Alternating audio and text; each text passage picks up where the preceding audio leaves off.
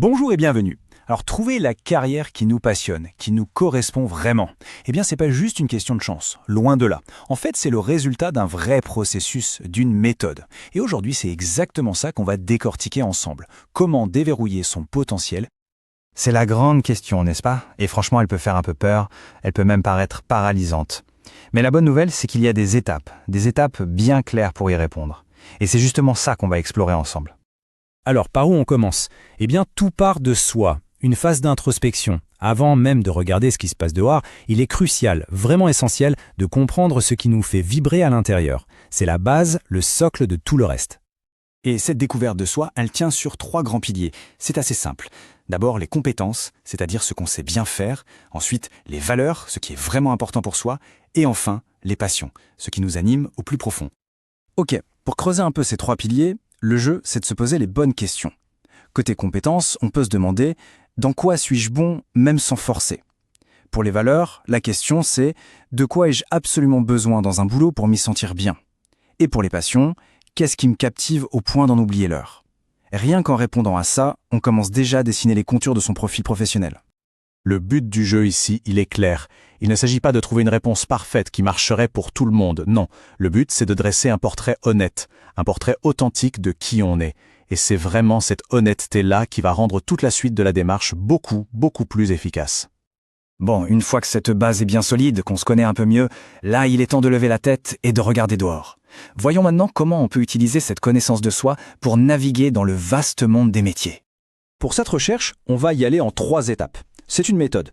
Première étape, on explore les grands secteurs d'activité, ceux qui collent à nos valeurs, à nos passions. Deuxième étape, on zoome un peu, on identifie des métiers, des rôles précis dans ces secteurs. Et enfin, troisième étape, on fait le bilan. On analyse l'écart entre le profil actuel et ce qu'il faudrait pour ces rôles.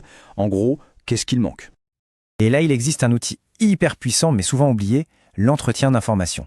Attention, l'idée, c'est pas du tout d'aller demander un job. Non, le but, c'est juste de poser des questions pour apprendre, pour comprendre de l'intérieur. Le gros avantage de cet entretien d'info, c'est que c'est informel.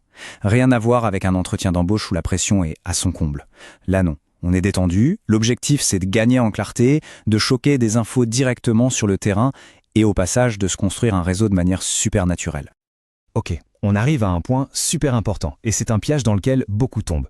On pense souvent que seules les expériences officielles sur un CV comptent. Grosse erreur. L'étape d'après, c'est justement d'apprendre à repérer et à mettre en valeur les compétences qu'on a acquises partout dans sa vie. C'est ce qu'on appelle les fameuses compétences transférables. Par exemple, la gestion de projet qu'on a pu apprendre en organisant un événement associatif. Ou alors le leadership qu'on a développé en étant capitaine de son équipe de sport. Eh bien, tout ça, ça a une valeur énorme sur le marché du travail. Mais comment on fait pour bien en parler, pour bien les présenter? Il y a une méthode pour ça, toute simple mais hyper efficace. La méthode STAR. S-T-A-R. On décrit la situation, ensuite la tâche qu'on devait accomplir, puis l'action concrète qu'on a menée, et enfin, le résultat. Ça permet de passer d'une simple histoire à une vraie preuve de compétence. Regardez, un exemple tout bête. Avant, on aurait pu dire « j'ai géré le budget d'un club étudiant ». Bon, avec la méthode STAR, ça devient « démontre des compétences en gestion budgétaire, en planification financière et en allocation des ressources ». C'est le jour et la nuit. Et ce petit changement de perspective, sur un CV ou en entretien, ça change tout. Ok, là on a fait le plus gros du travail de réflexion. La vision est plus claire. Mais une vision sans action, ça reste un rêve. Il faut donc maintenant passer au concret, transformer tout ça en un vrai plan d'action. C'est la dernière grande étape, celle qui fait bouger les choses. Et pour que ce plan ne soit pas juste une liste de vœux, on utilise un autre outil super connu, les objectifs SMART. Chaque objectif doit être spécifique, mesurable, atteignable, pertinent et temporellement défini. En gros, on arrête avec les trucs flots du genre « trouver un bon job ». Non, on va viser la précision parce que c'est ça qui donne des résultats.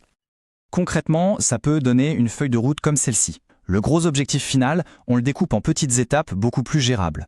Des actions à court terme, disons dans les 1 à 3 mois, d'autres à moyen terme sur 3 à 6 mois, et la vision à plus long terme.